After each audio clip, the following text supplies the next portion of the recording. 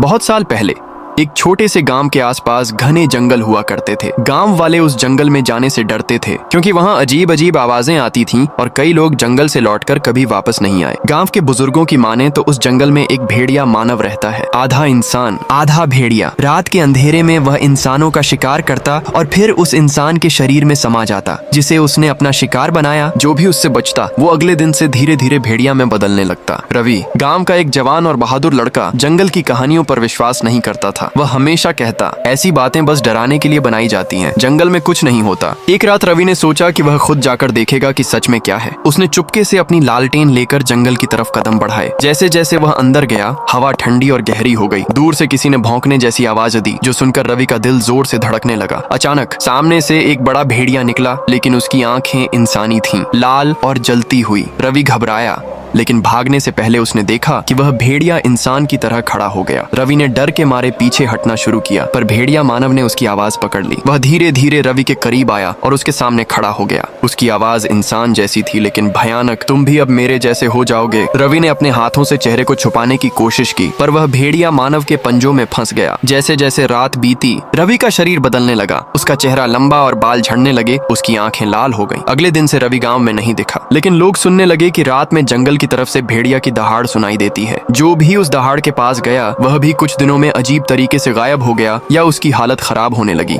गांव वाले अब और अधिक डर गए। उन्होंने रवि की कहानी को सच मान लिया और उस भेड़िया मानव से डरने लगे। कहते हैं, जब भी पूरा चांद चमकता है, भेड़िया मानव फिर से जंगल से निकलता है और जो भी उसके निशाने पर आता है वह कभी वापस नहीं आता, या फिर उसका शरीर और आत्मा दोनों भेड़िया में बदल जाते हैं। क्या तुम भी उस भेड़िया मानव का शिकार बनोगे?